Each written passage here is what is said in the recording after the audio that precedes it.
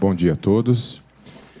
Queria primeiramente agradecer, Mike, pelo convite e demais organizadores, em nome do Dr. Wilson Polara, que infelizmente teve que ir a Brasília, mas eu acho que a gente tem bastante coisa para falar em termos de parceria e do que o poder público tem feito em relação à resolução, ao encaminhamento das demandas do cidadão na cidade de São Paulo.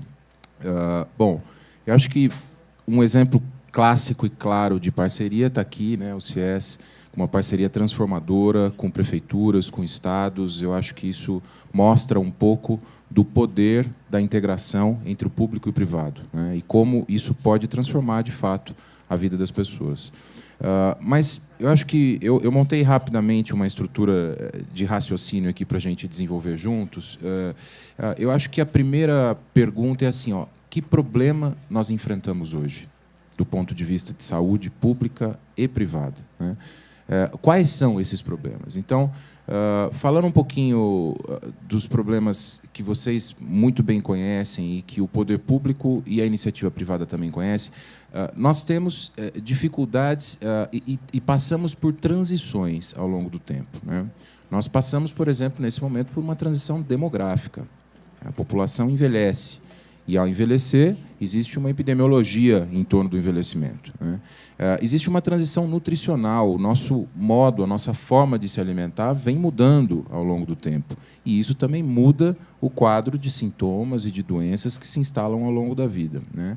Você tem a transição cultural que acontece, que é natural e esperada, né, numa cultura que está crescendo, que está avançando, que está evoluindo, e isso também gera uma série de mudanças de comportamento e que geram riscos à saúde. Então, alguns problemas precisam ser entendidos. A cidade de São Paulo, o Dr. Polara costuma dizer que é uma espécie de biópsia do Brasil. Por quê? Porque você tem de tudo, né? Você tem tribo indígena e você tem locais onde há um L ponto a cada 200 metros. Então, numa cidade do tamanho de São Paulo e com a complexidade de São Paulo, é claro que o poder público não pode fazer tudo sozinho. A parceria, né, a integração entre público e privado é fundamental para que a gente tenha um resultado aceitável, né? Existem outros problemas que nós enfrentamos, e aí eu vou focar um pouquinho mais no público. Eu estou como chefe de gabinete da Secretaria Municipal de Saúde de São Paulo, trabalhando diretamente com o Dr. Polara e com a doutora Glória, e com o prefeito João Dória, e a gente nota na prefeitura um fenômeno que muito impacta a qualidade da assistência, que é um déficit tecnológico. Esse apagão de tecnologia. Hoje nós temos na prefeitura dezenas, eu diria até centenas de softwares trabalhando, muitas vezes desintegrados, né? Na Secretaria de Saúde são dezenas de aplicações funcionando, cada uma de um jeito, cada uma desenvolvida numa plataforma diferente. Elas não conversam entre si. Isso faz com que nós tenhamos uma dificuldade imensa na integração entre as modalidades de atenção. Então, eu tenho atenção básica que não conversa direito com atenção especializada, que mal sabe o que acontece na urgência e emergência e que não sabe nem onde é o hospital. Então, as modalidades de atenção, elas de fato estão desintegradas. E isso decorre, primeiro, de uma dificuldade de integração natural em ambientes altamente complexos. Imaginem vocês, a cidade de São Paulo tem hoje 1.000 estabelecimentos de saúde. 1.000. São 85 mil funcionários e um orçamento de aproximadamente 10 bilhões de reais. Então, assim, é maior do que muito país. É a terceira maior secretaria de saúde do mundo.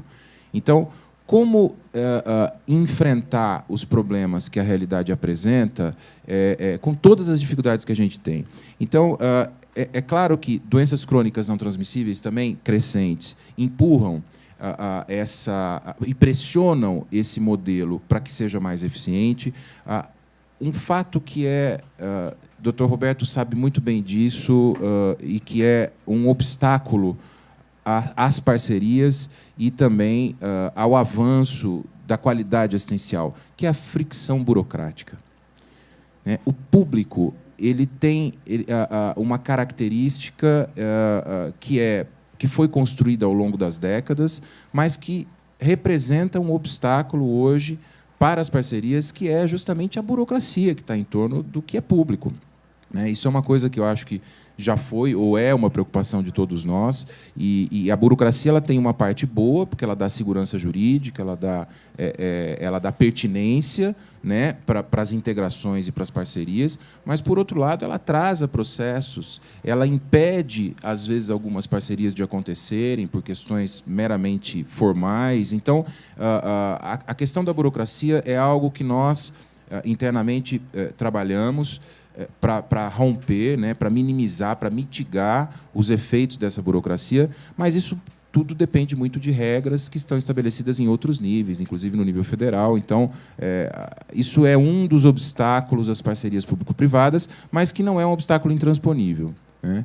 E aí, mais uma vez, me remeto à parceria com o CIES, que tem sido extremamente profícua, por exemplo, no Corujão. Quer dizer, se não fosse a parceria com o Dr. Roberto e com o CIES, talvez a gente não tivesse conseguido eliminar uma fila de mais de 500 mil pacientes, né? Claro que houveram outras parcerias também nesse projeto, mas isso é um exemplo de uma parceria que deu certo, que aconteceu e que rompeu a burocracia, né, doutor Roberto? O que não é uma coisa muito fácil.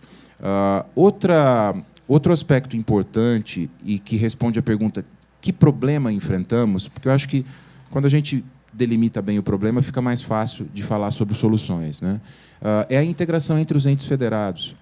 Como é que município, Estado e governo federal trabalham juntos, né, uníssonos, num determinado objetivo? Isso é um desafio, gente, imenso. Porque tem uma questãozinha por trás, aí, questãozinha, obviamente, usando um pouco da figura de linguagem da ironia, que é a política, né? E a política faz parte da nossa vida e ela tem que estar inserida dentro de um contexto de ganho, de um contexto de crescimento, de entrega de cidadania. Agora, é, muitas vezes, um obstáculo. Então, hoje, a gente, obviamente, tem uma relação com os interfederativa muito melhor do que foi no passado, por razões óbvias, mas não são 10 meses de parceria, por exemplo, entre município e governo do Estado, né? O doutor Davi Uip e o doutor Polara, além de já terem trabalhado juntos muitos anos, têm uma sintonia, uma sinergia muito forte. Muitas coisas estão acontecendo de bom na integração entre prefeitura e Estado, como, por exemplo, a integração dos sistemas de regulação no município, né? O Estado usa o sistema CROSS e o município usa o SIGA, e eles estão em fase de integração e estão cada vez mais integrados, né? A CROSS atendendo aquilo que é urgente e aquilo que é complexo, e o SIGA atendendo aquilo que é eletivo e que é mais simples. Então, esse tipo de parceria ela leva algum tempo para mostrar resultado, né? Mas ela está acontecendo. Então, parcerias entre entes federados também são super importantes, especialmente quando se tem políticas de Estado e não políticas de governo transitório, né? Então, eu acho que o SUS é um modelo que deu certo, mas que precisa de algumas revisões, né?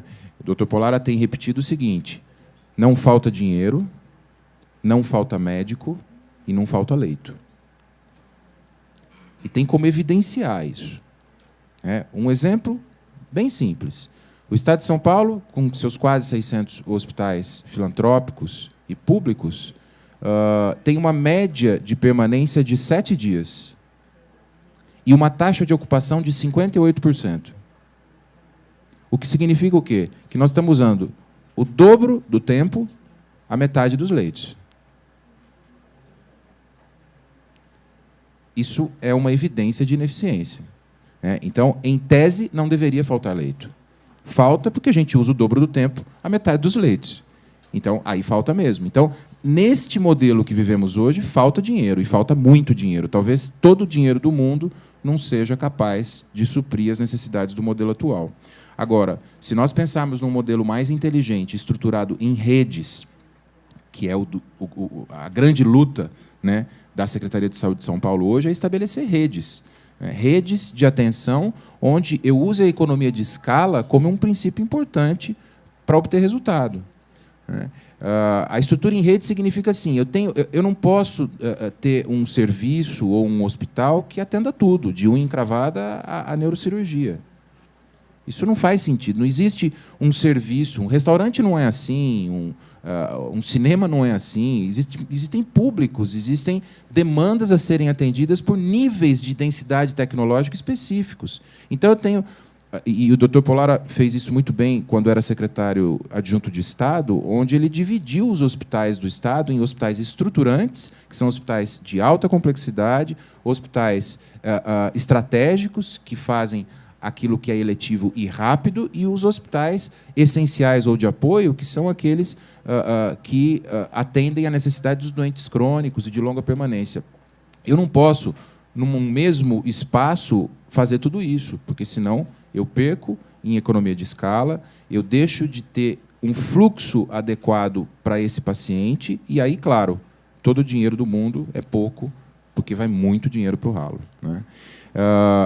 Então, outro problema que enfrentamos, e aí encerrando essa parte dos problemas, e aí já passando para a questão dos encaminhamentos e soluções decorrentes do problema. Aliás, tem um autor um economista chileno chamado Carlos Matos, que ele diz assim: não existe solução de problema, existe intercâmbio de problema. Eu troco um problema maior por um problema menor. A solução de problema é uma utopia. Então, assim, como que a gente troca problemas grandes por problemas pequenos, né? Acho que responder essa pergunta é um grande desafio. E o último ponto que eu queria chamar a atenção em relação ao problema que enfrentamos é a questão da política, né? Falamos um pouquinho já sobre política, mas num momento conturbado, num ano eleitoral se aproximando, quer dizer, tudo parece complicar um pouco o objetivo, que é entregar uma assistência digna, com economicidade, né? Eu acho que o que o Roberto trouxe para a gente é um exemplo de eficiência, né? E que a Sandra vai falar daqui a pouco também. Eficiência é fazer mais com menos. E esse é o problema do público, é que, às vezes, ele gasta demais e entrega de menos, né? Por uma série de razões. Então, feitas essas considerações sobre os problemas, existem encaminhamentos, quer dizer, existe como a gente mitigar os problemas e tentar encaminhar de forma inteligente. Então, como é que eu aporto tecnologia num modelo público? Eu tenho que comprar. O público não sabe desenvolver na mesma eficiência e qualidade do privado, tecnologia, né? O público talvez saiba desenvolver políticas ou diretrizes que possam nortear aquilo que é mais importante para uma população de 11 milhões de habitantes, como é a cidade de São Paulo, por exemplo. Mas o público não tem condição de desenvolver tecnologia e meios de entregar para o cidadão o que ele precisa, né? No máximo, ele tem como intermediar a aquisição dessa tecnologia. E eu não estou falando de tecnologia só de hardware, estou falando de inteligência também, né?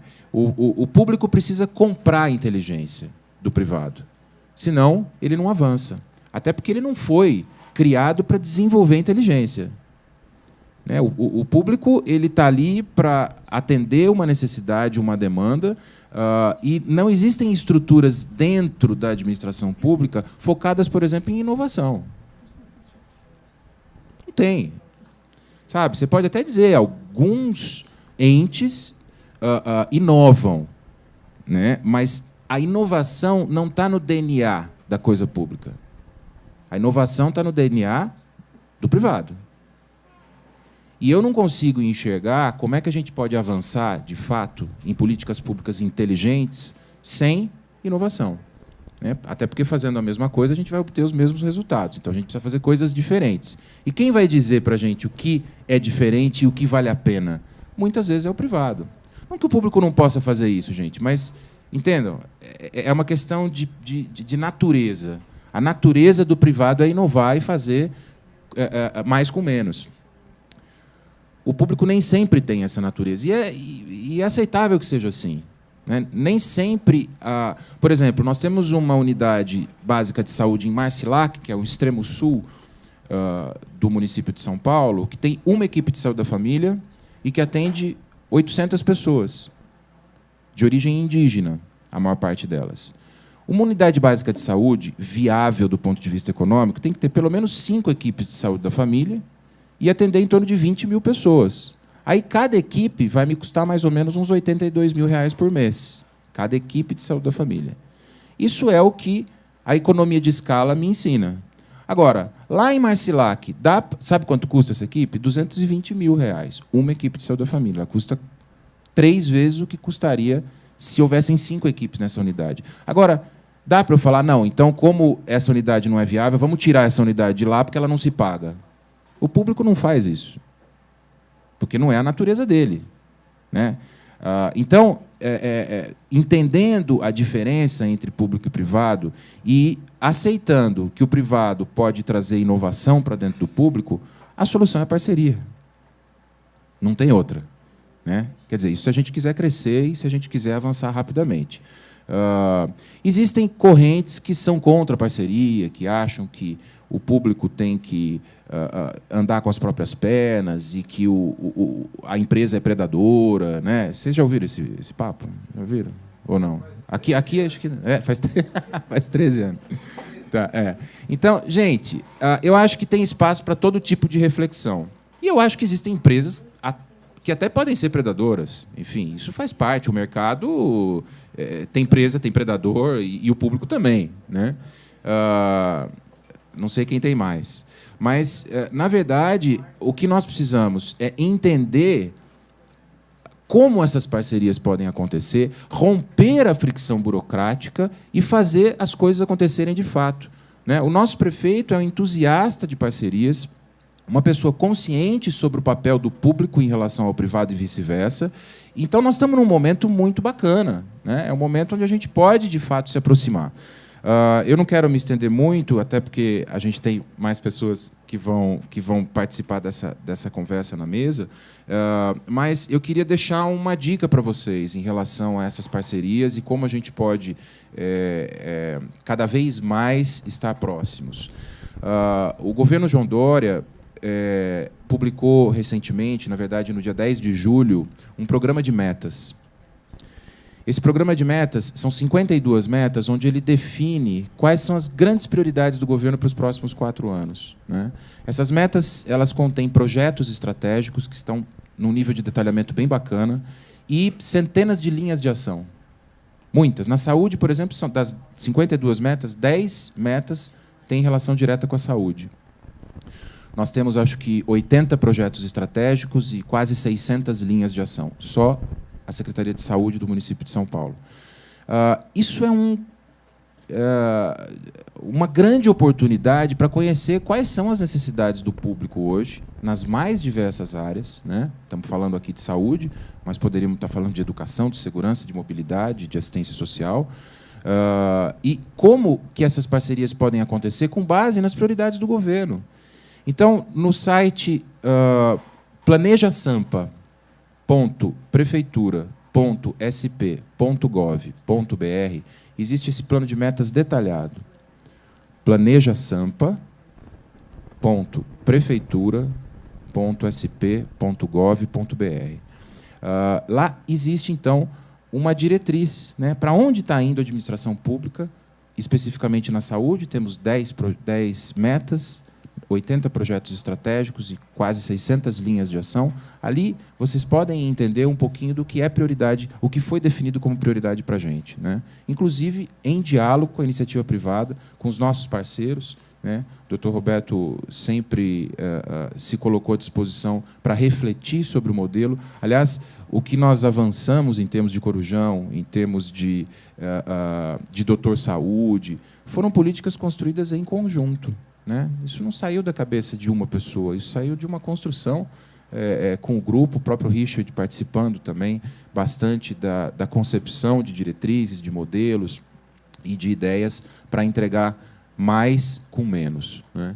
Então, é muito bom e muito gratificante participar de um momento como esse. Eu acho que São Paulo precisa, de fato, da iniciativa privada. Nós não vamos conseguir avançar se estivermos sozinhos. Eu tenho absoluta certeza disso. O prefeito tem absoluta certeza disso. O doutor Polara e a doutora Glória, que é a nossa secretária adjunta, também estão convencidos de que nós precisamos avançar juntos.